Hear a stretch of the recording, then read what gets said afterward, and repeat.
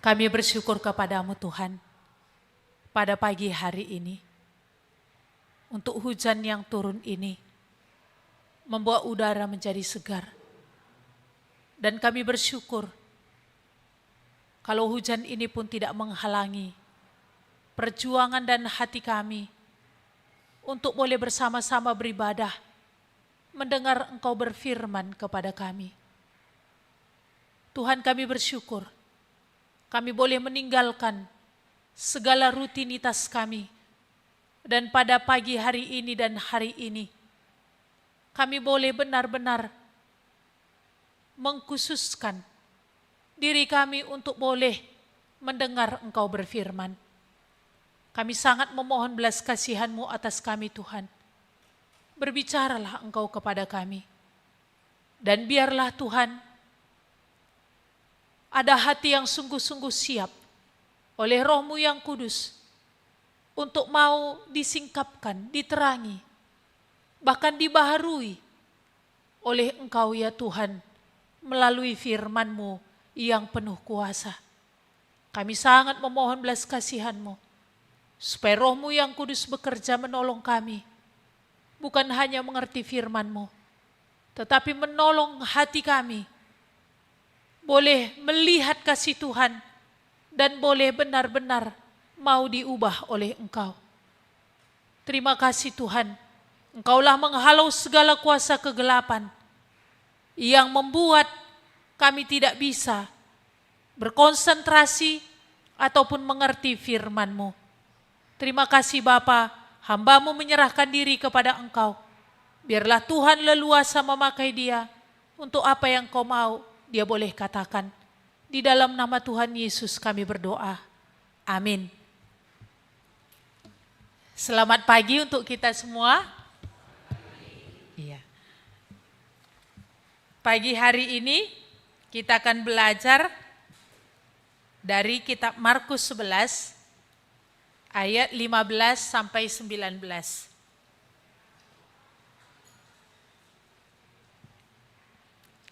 Markus 11 ayat 15 sampai 19. Saya akan bacakan untuk kita semua. Lalu tibalah Yesus dan murid-muridnya di Yerusalem. Sesudah Yesus masuk ke bait Allah, mulailah ia mengusir orang-orang yang berjual beli di halaman bait Allah. Meja-meja penukar uang dan bangku-bangku pedagang merpati dibalikkannya. Dan ia tidak memperbolehkan orang membawa barang-barang melintasi halaman bait Allah. Lalu ia mengajar mereka, katanya, bukankah ada tertulis, rumahku akan disebut rumah doa bagi segala bangsa, tetapi kamu ini telah menjadikannya sarang penyamun. Imam-imam kepala dan ahli-ahli Taurat mendengar tentang peristiwa itu, dan mereka berusaha untuk membinasakan dia, sebab mereka takut kepadanya. Melihat seluruh orang banyak takjub akan pengajarannya. Menjelang malam mereka keluar lagi dari kota.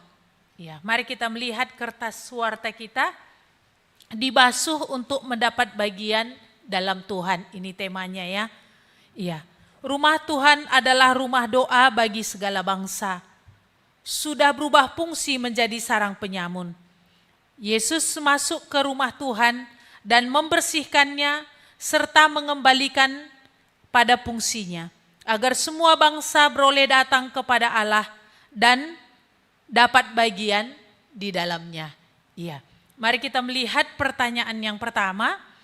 Kegiatan apa sajakah yang dilakukan orang-orang di bait Allah sehingga Yesus katakan, rumahku akan disebut rumah doa bagi segala bangsa, tetapi kamu ini telah menjadikannya sarang penyamun.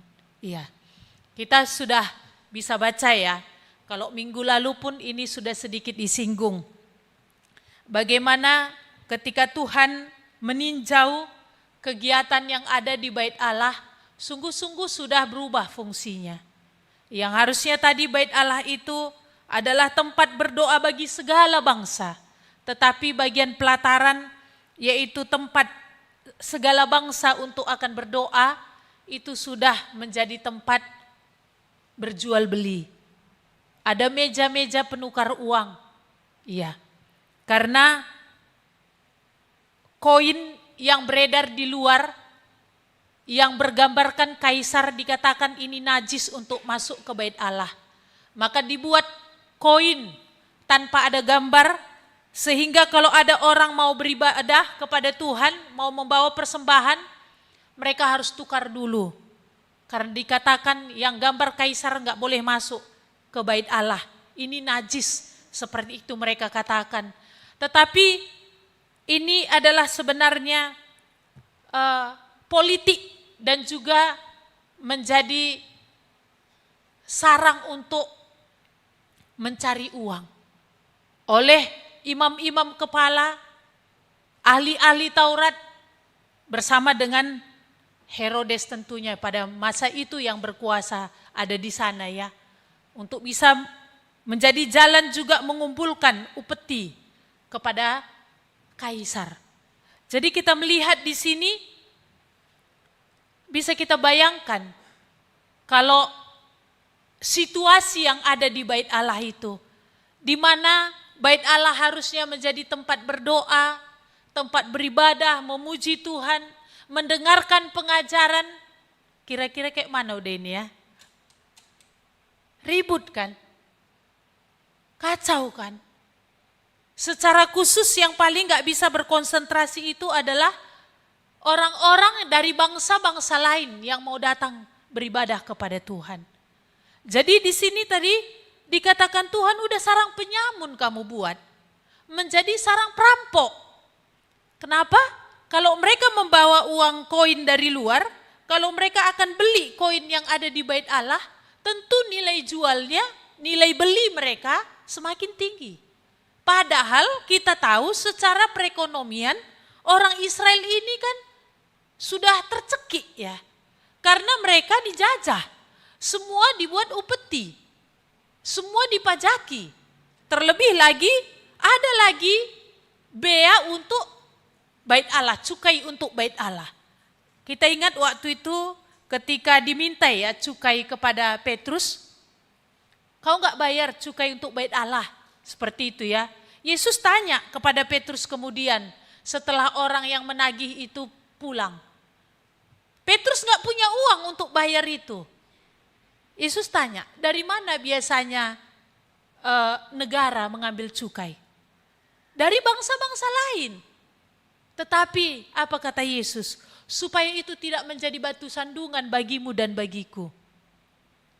Pergilah memancing. Dan ikan pertama yang akan kau dapat, buka mulutnya. Ambillah koin itu dari mulutnya, bayarlah untukmu, bayarlah untukku. Harusnya kan gak dikenai pajak. Ini untuk bait Allah pun dikenai pajak.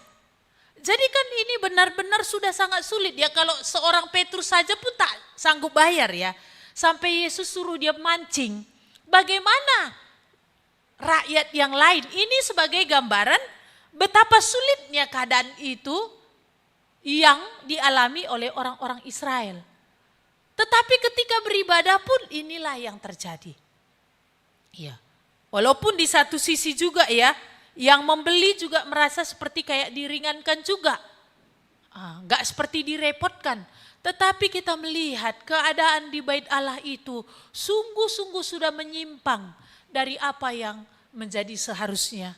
Di mana pengajaran harusnya mereka dapatkan dengan hikmat, di mana mereka berdoa, di mana mereka harusnya memang datang dengan hati yang hancur. Jikalau ada pun keluh kesah, jikalau ada pun dosa yang menekan, harusnya mereka benar-benar bisa menikmati semuanya itu di bait Allah. Tetapi itu tidak lagi. Iya. Maka sudah berubah fungsi. Iya. Maka di sini tadi kita melihat ya, bagaimana Tuhan marah. Kalau di dalam nats yang lain Tuhan marah, Tuhan buat tali cambuk dari tali dia bilang. Dia pukul hewan-hewan itu, dia juga balikkan meja-meja penukar uang itu, dia terbangkan merpati. Dia usir semua orang yang berjualan dan yang membeli juga. Bahkan dikatakan sampai ada yang membawa barang-barang melintasi halaman bait Allah. Berarti hanya bukan lagi di sini menjual merpati ataupun bukan hanya membawa hewan dan ternak. Jangan-jangan kalau ada hari ini udah jual bakso juga kali ya. Supaya sekalian sarapan di situ. Udah macam lah. Kira-kira kan memang benar-benar sudah kacau. Sudah benar-benar membuat hati Tuhan itu renyuh. Karena apa? Fungsi bait Allah itu tadi tidak lagi sebagaimana mestinya. Dan inilah yang Tuhan bersihkan, inilah yang Tuhan luruskan, inilah yang Tuhan baharui, inilah yang Tuhan reformasi. Kan kira-kira seperti itu ya. Mungkin kegiatan ini sudah sangat lama. Udah mungkin sangat lama sehingga pada akhirnya apa? Orang-orang pun sudah menganggap ini sesuatu yang biasa. Ya udah begitu memang. Iya. Inilah memang keadaan yang terjadi. Seperti itu ya. Tapi kita melihat bagaimana Tuhan membaharui, bagaimana Tuhan membersihkan, bagaimana Tuhan mengembalikan fungsi bait Allah itu kepada yang seharusnya. Iya. Mari kita melihat pertanyaan yang kedua. Apakah harga yang Yesus bayar untuk mengembalikan fungsi rumah Tuhan pada semestinya? Ya, kita melihat tadi di sini ya, di ayat 18 dikatakan, imam-imam kepala dan ahli-ahli Taurat mendengar tentang peristiwa itu dan mereka berusaha untuk membinasakan dia sebab mereka takut kepadanya, melihat seluruh orang banyak takjub akan pengajarannya.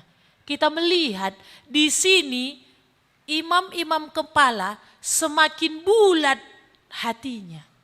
Semakin teguh mereka bersama dengan ahli-ahli Taurat untuk apa? Dikatakan membinasakan Yesus. Kalau selama ini sekedar niat yang memang maksudnya belum sampai benar-benar teguh dan bulat gitu ya. Tapi di sini kita melihat imam-imam kepala. Ibaratnya para pendeta gitu ya. Para pendeta dan sintua. Inilah kira-kira ya. Kalau untuk saat ini mulai dari pimpinan, kalau kita kira-kira ketua sinode, pendeta-pendeta yang ada bermufakat untuk apa? Membinasakan Yesus kira-kira ya. Yang justru sedang menegakkan apa yang benar. Yang justru sedang membawa kepada apa yang tepat daripada fungsi bait Allah itu. Kenapa? Mereka seperti kehormatannya ditelanjangi. Kehormatannya itu seperti diinjak-injak. Karena ini gak mungkin terjadi tanpa ada persetujuan imam-imam kepala. Tanpa ada persetujuan ahli-ahli Taurat. Kan merekanya yang menjadi kepala di situ. Kegiatan ini tidak akan mungkin ada kalau bukan mereka yang mengizinkan. Kalau bukan mereka yang menjadi sumber ide juga. Bersama dengan Herodes tentunya. Di sini apa? Mereka sebagai pimpinan menganggap ini adalah sebuah penghinaan terhadap mereka. Ini mereka anggap mempermalukan kebijakan mereka. Ini mereka anggap menelanjangi. Bahkan menghina, menginjak-injak kehormatan mereka. Padahal kita lihat Tuhan sedang membawa satu pembaharuan. Harusnya yang terjadi apa? Mereka disadarkan, ya Tuhan memanglah sudah salahnya kami ini Tuhan. Iya, sudah berubah fungsinya kami buat bait Allah ini. Sudah apa sebenarnya yang kami kerjakan ini? Apa sebenarnya yang kami buat ini? Enggak. Karena di sini apa? Harga diri seperti dipertaruhkan. Harga diri seperti diinjak-injak. Harga diri itu seperti dilucuti. Karena menganggap apa? Kebijakan mereka, tindakan mereka itu seperti ditelanjangi. Seperti mereka dipermalukan dan direndahkan. Padahal apa? Tuhan sedang mau meluruskan hidup mereka. Tuhan sedang mau membawa hidup mereka kepada apa yang benar. Tuhan sedang mau membawa pembersihan supaya apa yang sesungguhnya menjadi utama, yaitu apa? Persekutuan mereka dengan Tuhan tidak ada yang mengganggu. Persekutuan mereka dengan Tuhan ini yang dipulihkan. Tapi apa? Mereka tidak bisa melihat itu. Karena apa? Ini seperti harga diri mereka direndahkan. Iya. Sehingga mereka tidak melihat yang baik yang Tuhan buat. Sehingga mereka tidak melihat yang benar yang Tuhan kerjakan. Sehingga mereka tidak bisa melihat apa yang Tuhan mau kerjakan itu adalah sesungguhnya demi keuntungan mereka. Mereka tidak bisa melihat. Justru mereka seperti merasa dirugikan. Justru mereka seperti kita melihat tadi di sini ya. Apa yang selama ini terjadi, mereka pikir itu menguntungkan. Mereka pikir ini baik. Padahal mereka sudah kehilangan yang paling besar. Yaitu apa? Bagaimana mereka memiliki persekutuan dengan Allah. Bagaimana mereka akan mendengarkan pengajaran di bait Allah. Bagaimana mereka akan boleh benar-benar memiliki hubungan yang baik di bait Allah. Tidak ada. Maka kita melihat tadi di sini ya, mereka gagal memahami itu. Tetapi kalau di dalam kitab Yohanes kita melihat, di pasal 2 itu bercerita Yesus membersihkan bait Allah. Tapi ada satu pribadi, salah satu dari anggota Sanhedrin, yaitu siapa? Nikodemus, memahami akan hal ini. Kenapa Nikodemus berkata kepada Yesus waktu itu memang dia datang pada malam hari? Karena ketakutannya terhadap teman-teman sebangsanya, imam-imam kepala dan mungkin ahli-ahli Taurat, teman-teman, koleganya. Tetapi justru Nikodemus apa katakan kepada Yesus? Kalau bukan kuasa dari Allah menyertai engkau, engkau tidak akan mungkin melakukan hal ini. Ini justru bisa dilihat oleh Nikodemus. Kalau bukan ada kuasa Tuhan di dalam engkau, tidak mungkin sesuatu yang sudah dipandang menjadi kebenaran selama ini, yang ini adalah kesalahan, kau bisa luruskan, kau bisa tegakkan. Mungkin Nikodemus selama ini juga sudah melihat penyimpangan itu. Ada mungkin tekanan di dalam jiwa, apa kami ini? Kok sudah berubah fungsi bait Allah ini, tapi tidak ada keberanian. Tidak ada kekuatan. Ataupun mungkin dia sendiri tidak menyadari. Karena mungkin kegiatan ini sudah lama.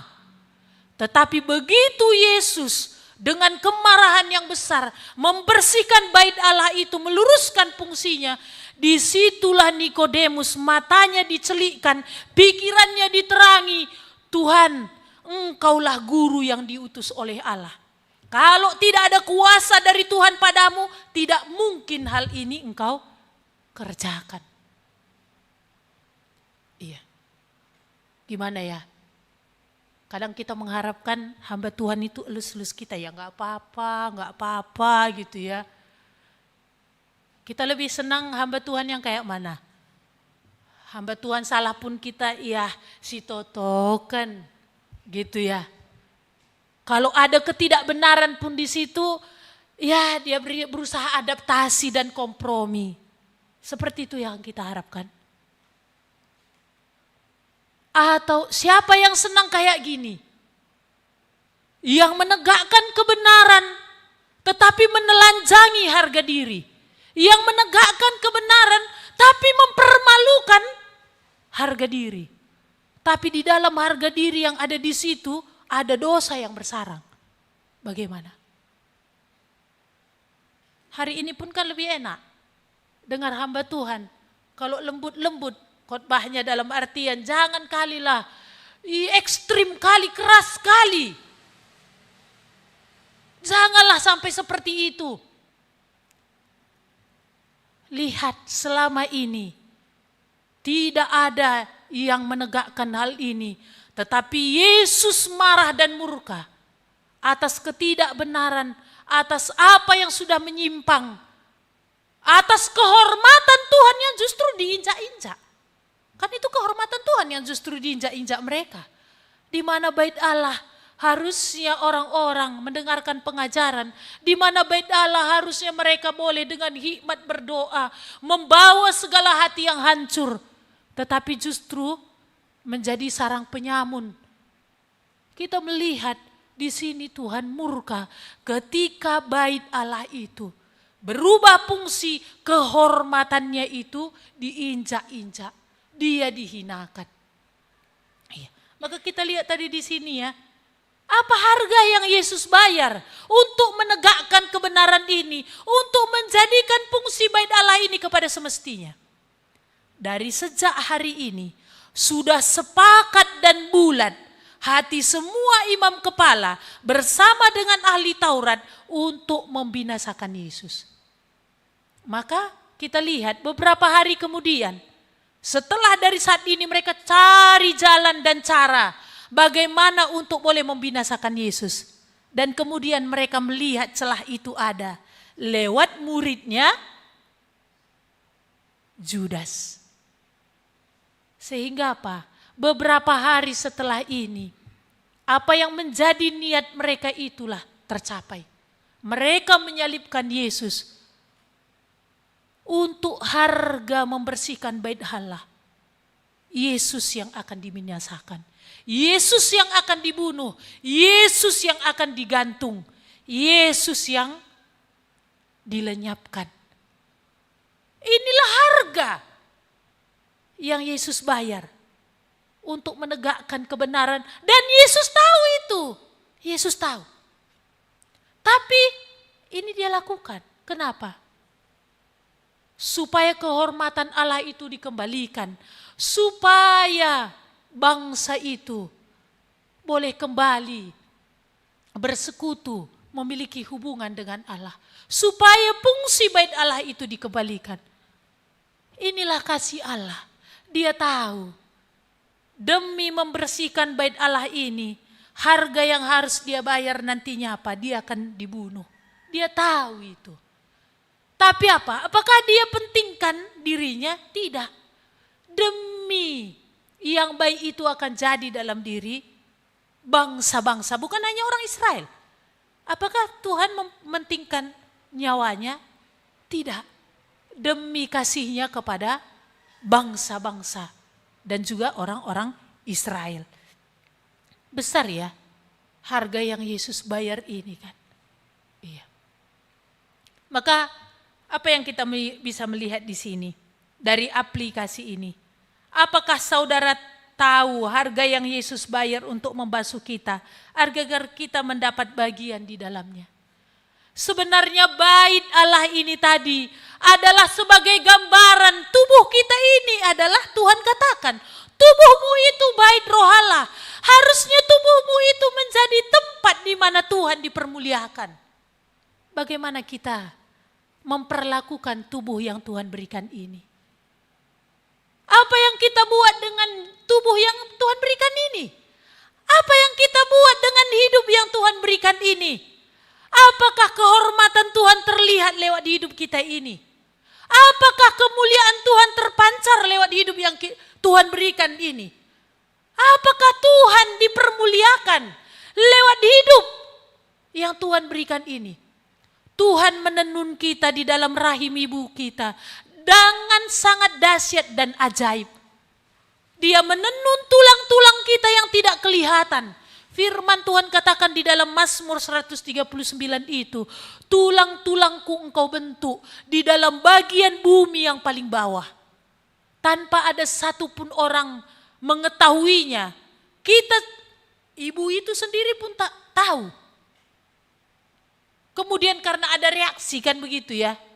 Ya, karena ada saudara kita di sini dia nggak sadar kalau ternyata dia sudah hamil. Aktivitas tetap sama, masih senam, kami ajak dia senam. Kan masih mimpin senam. Rupanya dia nggak menyadari sudah ada bayi di dalam rahimnya. Tuhan sudah menenun. Ada janin, ada kehidupan di dalam tubuhnya. Dikatakan di dalam Mazmur 139 itu apa? bahwa Tuhan sudah membentuk, Tuhan sudah tuliskan hari-hari yang akan dibentuk sebelum itu dijalani. Artinya apa? Tuhan punya tujuan atas kehidupan yang Dia berikan. Atas hidup yang Tuhan berikan ini. Dikatakan di dalam Yesaya 43 itu, semua yang diciptakannya adalah bagi kemuliaannya. Yang disebutkan dengan namanya adalah bagi kemuliaan Tuhan. Bagaimana kita memperlakukan tubuh yang harusnya menjadi bait Allah ini? Apa yang kita buat dengan tubuh yang harusnya? Di mana tubuh ini adalah menggambarkan kemuliaan Tuhan itu. Apakah sama juga? Kita mencemarinya, kita mengubah fungsinya. Apakah ini sudah menjadi sarang penyamun itu? Sudah menjadi sarang yang kotor itu? Sehingga apa? Tidak lagi sebagaimana yang Tuhan mau. Dosa itu mengubah fungsi. Di mana tubuh ini harusnya memuliakan Tuhan. Tetapi justru kepada apa? Tindakan-tindakan yang melawan Tuhankah? Apa yang kita buat? Dengan hidup, dengan tubuh yang Tuhan beri ini. Tuhan katakan tubuhmu adalah bait roh Tuhan. Iya. Maka di dalam kitab Markus itu pun mari kita melihat. Markus 7. Markus 7 ayat 20. Sama-sama kita baca. Sampai ayat yang ke-23. 1-2 ya. Katanya lagi, apa yang keluar dari seseorang, itulah yang menajiskannya. Sebab dari dalam, dari hati orang, timbul segala pikiran jahat. Percabulan, pencurian, pembunuhan, perzinahan, keserakahan, kejahatan, kelicikan, hawa nafsu, iri hati, hujat, kesombongan, kebebalan. Semua hal-hal jahat ini timbul dari dalam dan menajiskan orang. Apakah tiap kali firman Tuhan ketika itu diberitakan, apakah itu makin menyingkapkan apa yang tidak beres dalam diri kita? Apa sebenarnya yang tidak baik? Apa sebenarnya yang membuat tubuh ini yang harusnya adalah menjadi bait Allah, Allah berdiam di dalamnya, Allah dipermuliakan berubah fungsi? Adakah itu membawa hati kita bersyukur? Tuhan, ini gak kusadari ini rupanya jahat dalam diriku. Seperti Nikodemus itu. Ataukah karena lamanya ini sudah dianggap sebuah apa? Ini kita pandang menjadi satu keuntungan justru. Menjadi satu kenyamanan justru. Sehingga ketika ini diusik, tujuan Tuhan adalah mengembalikan fungsinya. Gimana? Muncul kemarahan. Harga diri kah diinjak? Iya.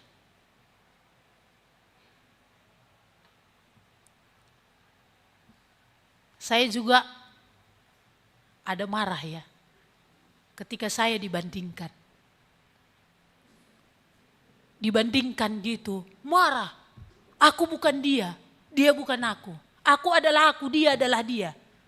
Jangan bandingkan aku dan dia. Marah di hati. Berkecamuk di dalam hati ini.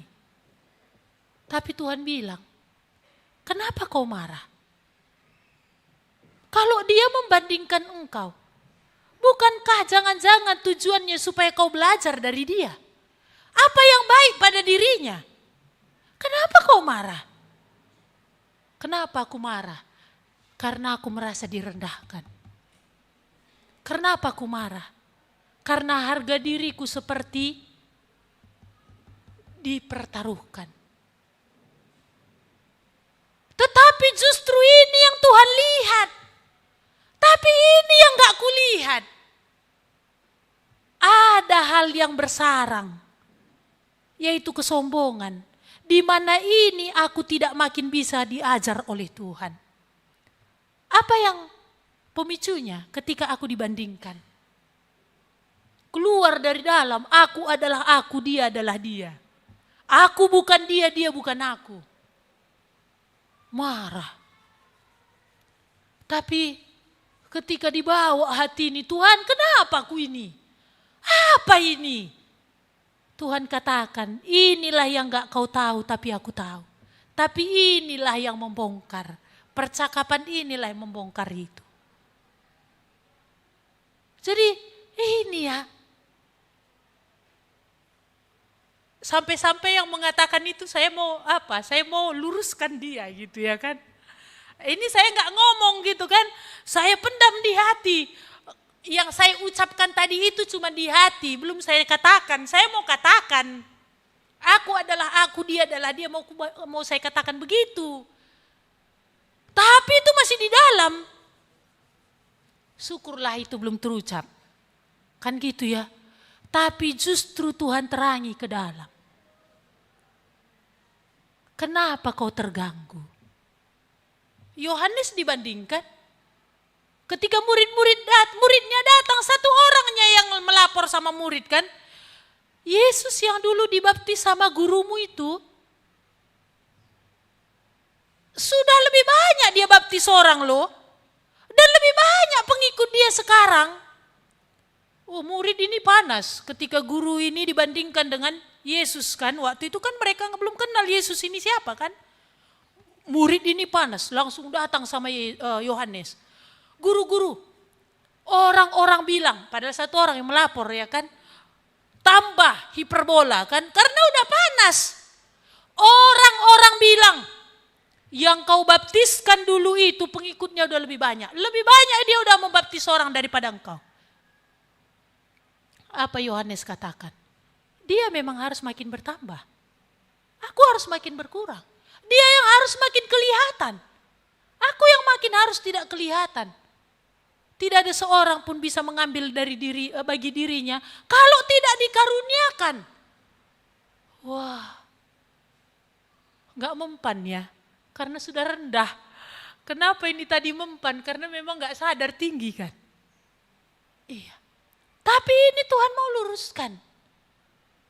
Maka kita lihat tadi di sini, apa firman Tuhan ini tadi katakan. Iya. Harga yang Yesus bayar untuk membersihkan hidup kita ini gimana? Apa harga Yesus bayar? Untuk mengembalikan fungsinya. Apa yang Yesus bayar?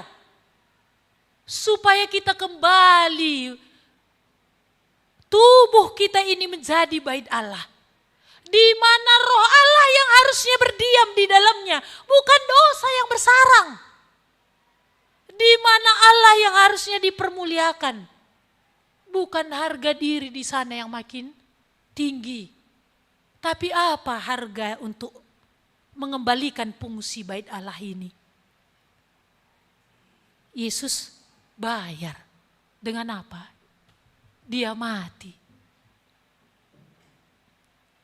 Iya, mungkin kita berpikir ya, ada pernah juga orang berkata gini, aku gak ada loh secara langsung pakukan Yesus itu. Gak ada aku secara langsung pakukan Yesus itu. Kan itu yang memakukan ahli-ahli Romawi, orang-orang Romawi, tentara-tentara Romawi. Kira-kira ya, kalau kita berandai-andai, kalau kitalah ada pada hari itu di situ, kita ada pada waktu itu. Ketika ahli-ahli Taurat, imam-imam kepala bersorak, salibkan dia, salibkan dia. Setelah mendengar khotbah Yesus, kira-kira kita kayak mana? Apakah juga bagian barisan itu? Bukankah yang mengelu-elukan Yesus? Hosana, Hosana, artinya apa? Kasihani kami Tuhan, kasihani kami Tuhan anak Daud. Hosana, Hosana, anak Allah. Kan itu.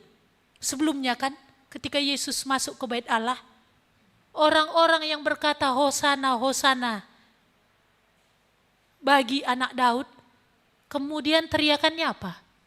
Salibkan dia, salibkan dia.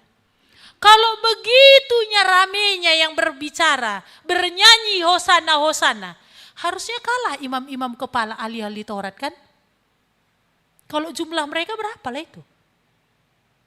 Tapi mengapa sampai Pilatus pun nggak ada kekuatan lagi bertahan?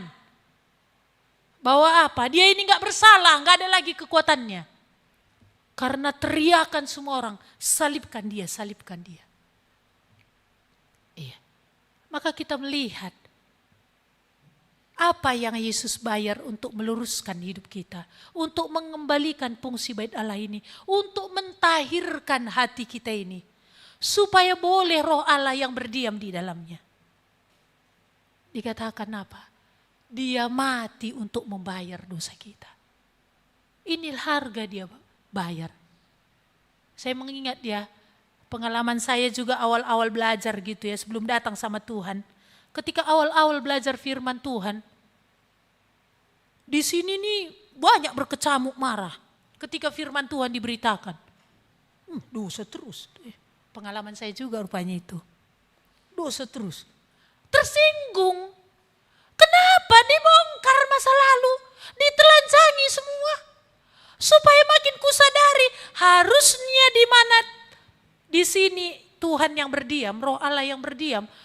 Aku gak menyadari kan, di sini yang berdiam yang mengisi selama ini apakah dosa?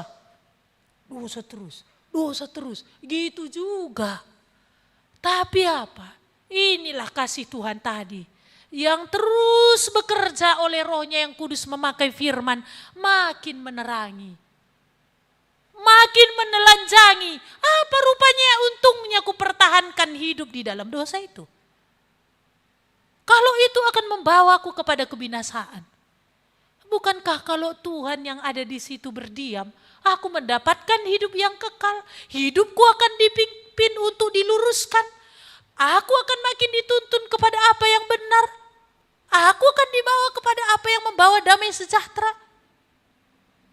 Iya, makanya kan gak heran ketika Yesus makin mendekati Yerusalem sebelum dia masuk Yerusalem itu dia menangis. Yerusalem, Yerusalem, engkau tidak tahu apa yang mendatangkan damai sejahtera bagimu. Engkau tidak tahu saat dan waktu di mana Tuhan melawat engkau. Ketika firman diberitakan dan firman itu membongkar, menelanjangi, bukankah itu saat dan lawatan Tuhan? Supaya apa? Dikembalikan fungsi hidup kita ini. Tubuh kita yang baik roh Allah ini, supaya boleh dikembalikan fungsinya di mana Tuhan berdiam. Di mana harusnya Tuhan yang dipermuliakan. Iya. Gimana? Hanya imam-imam kepala ya, sama ahli-ahli Taurat ya. Tadi yang berangnya ketika fungsi bait Allah diluruskan, dikembalikan. Bagaimana dengan kita? Apakah kita melihat harga yang Yesus bayar untuk supaya kita boleh kembali kepada Tuhan, supaya kita boleh memiliki persekutuan dengan Tuhan? Bagaimana kita ditahirkan dari dosa itu? Dari semua harga diri. Gelar nete kulang. Itu terus. Namanya itu aku tidak sor. Gelar nete kulang. Orang Karo cuman gitu ya. Gelar nete kulang. Caranya itu aku gak sor. Nah gitu ya. Itukah. Tapi kita melihat kasih Tuhan itu kepada kita ya. Tidak ada harga yang dia pertahankan. Harga dirinya tidak ada dia pertahankan. Seberapa mahal pun untuk mengembalikan hidup kita kepada Tuhan, dia bayar. Itu apa? Nyawanya. Dia dipermalukan, dia dihinakan, dia diolok-olok, dia terima. Demi apa? Supaya kita boleh dibersihkan. Nikodemus melihat hal itu. Memang satu masih di antara imam-imam kepala dan ahli-ahli Taurat. Ada Nikodemus matanya dicelikkan. Sehingga sungguh dia datang Walaupun itu masih malam hari ya. Tapi kemudian kita lihat lewat sikapnya yang datang merendahkan diri. Melawan arus yang ada walaupun itu pada malam hari. Dan di situ dia ditelanjangi kan. Tadi dia datang muji Tuhan. Enggak ada guru yang seperti engkau. Engkau diutus Allah. Harusnya Yesus tadi apa? Tepuk tangan ya kan. Mantap Nikodemus, jempol samamu. Malah ditembak. Kau, kata Tuhan lagi ya, kalau kau tidak dilahirkan kembali, kau tidak akan melihat kerajaan Allah. Jangankan masuk. Ini kayak mana? Syok lain ya kan. Tapi di sini bagaimana Nikodemus tanya, gimana aku bisa masuk ke dalam perut ibuku kalau aku sudah tua kayak gini? Emang bisa? Tapi karena dia tidak berlari seperti imam-imam kepala, pergi dengan kemarahan, tapi dia bertahan di situ terus mendengarkan. Walaupun firman itu seperti hantaman bagi dia, tapi tetap dia berdiri di situ. Mendengar dan mendengar, sampai akhirnya dia mengerti. Karena begitu besar kasih Allah akan dunia ini, sehingga ia telah mengaruniakan anaknya yang tunggal. Supaya setiap orang yang percaya kepadanya tidak binasa, melainkan beroleh hidup yang kekal. Bapa mengutus anak bukan untuk menghukum, tapi menyelamatkan. Akhirnya Nikodemus mengerti. Aku dikasihi.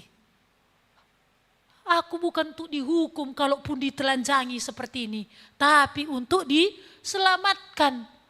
Dan kita lihat akhirnya Nikodemus gimana? Pada akhirnya murid-murid berlarian ketika Yesus disalib. Saat Yesus mati, di sini Nikodemus kita makin melihat imannya tadi makin nyata. Sungguh-sungguh bisa dilihat orang. Dia bersama Yusuf Arimatea. Orang yang dua ini berani terang-terangan menyatakan keberpihakannya kepada Yesus. Karena dia sudah percaya kepada Yesus. Dimulai dari titik malam itu. Iya. Apakah firman Tuhan walaupun itu bentuknya seperti hantaman, mengoreksi, menelanjangi, ataupun mungkin seperti apa ya? Iya, dikorek-korek gitu ya. Apakah itu membuat kita justru Tuhan, iya, bertahan dan mau dibersihkan? Sehingga Tuhan akan berbicara lagi. Sini kita melihat Tuhan mengasihi kita. Tuhan mengasihi orang Israel. Tuhan tidak membenci imam-imam kepala. Tidak ada niatnya adalah untuk sengaja dalam artian melawan mereka. Tujuan Tuhan meluruskan. Seringkali dalam Tuhan meluruskan itu, harga diri ini harus turun. Iya. Besar ya bayaran yang Yesus buat ya. Untuk meluruskan hidup kita ya. Dan kalau Tuhan buat seperti ini tadi bait Allah. Bukankah kadang-kadang Tuhan izinkan kita diobok-obok juga hidup kita ini ya. Supaya bisa apa? Dikembalikan fungsinya. Tuhan serakkan tadi ya. Ya maka kalau ada serasa hidup ini kayak kacau balau gitu ya. Biarlah berdiam. Kalau ada sampai sudah secara keuangan pun sangat tertekan. Kan kenapa kok gak genap Tuhan bilang lihat burung di udara. Aku pelihara. Lihat bunga bakung. Aku hiasi. Ini gak genap. Kan gak apa-apa juga kan. Tuhan kenapa ini? Ya kalau orang Israel sampai berpuasa gitu ya.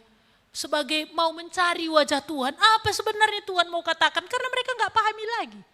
Gak apa-apa juga kalau benar-benar merendahkan diri. Kita memang jarang kali mengajarkan tentang puasa. Sebagai bentuk kita sungguh-sungguh merendahkan diri di hadapan Tuhan. Supaya Tuhan akan bukakan. Apa ini? Kalau udah kacau.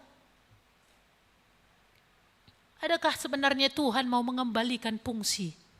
hidup kita ini kepada semestinya.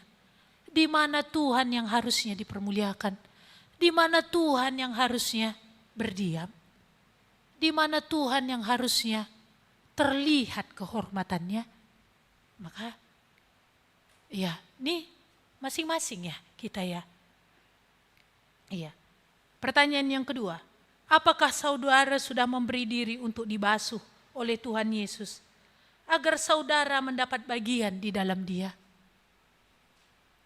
Ketika ada teguran firman Tuhan, entah itu orang atau hamba Tuhan, apakah itu kita lihat sebagai bentuk kita mau dibasuh? Gimana? Adakah itu akhirnya kita bersikap seperti Nikodemus? Ataukah justru seperti imam-imam kepala makin bulat hati melawan? Iya. Apakah saudara sudah memberi diri untuk dibasuh oleh Tuhan? Tidak lagikah nanti kita terhilang? Apakah Roh Allah sudah berdiam di dalam hati kita? Karena kita sudah datang kepada Tuhan sungguh-sungguh dalam pertobatan, sungguh-sungguh berbalik dengan hati yang hancur. Dan adakah juga yang memang sudah Tuhan selamatkan, tapi ada hal-hal tertentu dalam hidup kita ini, bukan begitu fungsi bait Allah yang Tuhan mau, yaitu hidup kita ini. Sehingga Tuhan luruskan, Tuhan baharui. Iya. Termasuk saya tadi kan diluruskan tadi ya. Dari hati yang saya tak sadari. Saya berkata kepada Tuhan, terima kasih Tuhan. Untuk hal ini Engkau bukakan. Terima kasih Tuhan. Untuk apa yang tidak kusadari, tapi Engkau lihat ada sesuatu yang tidak beres, yang membuat aku tidak makin bisa diajari oleh Roh-Mu. Tiap-tiap hari Tuhan mau memperbaiki hidup kita. Karena tiap hari sekalipun orang sudah datang kepada Tuhan, sudah datang menerima Kristus sebagai Tuhan dan Juru Selamatnya, hidup kita ini terus akan diperbaiki. Terus sedang berjalan kepada sempurna yang Tuhan mau. Tapi adakah hati yang memang lembut? Ada hati yang memang mau? Atau justru makin mengeras? Ini masing-masing kita mengoreksi hati kita. Mari kita melihat 1 Yohanes 1 ayat 7c. Sama-sama kita baca dua-dua ya. Dan darah Yesus anaknya itu menyucikan kita daripada segala dosa. Dan darah Yesus anaknya itu menyucikan kita daripada segala dosa.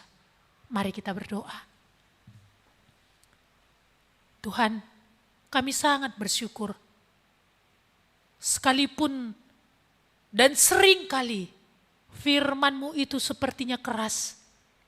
Karena memang firman-Mu itu seperti pedang yang tajam, yang bermata dua, yang bisa menerobos sampai kedalaman jiwa untuk menyingkapkan apa sebenarnya menjadi isi di sana. Supaya kami boleh dibersihkan dan ditahirkan. Boleh dibawa kepada apa yang menjadi semestinya kehendak Tuhan dari semula. Tuhan, kami sangat memohon, biarlah Roh-Mu yang kudus membuat kami mengerti. Kalaupun firman-Mu itu sepertinya tajam dan keras, tapi itu adalah seperti pisau di tangan dokter untuk boleh mengoperasi dan menyembuhkan. Bukan seperti pentung di tangan polisi untuk menghukum dan menghajar. Tuhan tolonglah, biarlah kami melihat kasih-Mu yang besar itu. Biarlah dalam kami mengerti Tuhan, harga yang Engkau bayar untuk membasuh, membersihkan hidup kami, supaya kami boleh mendapat bagian di dalam Engkau, dan boleh terus dibersihkan oleh Engkau. Terima kasih Tuhan. Lanjutkanlah firman-Mu yang kami dengar bersama-sama. Pada pagi hari ini Bapa, di dalam nama Tuhan Yesus kami berdoa. Amin.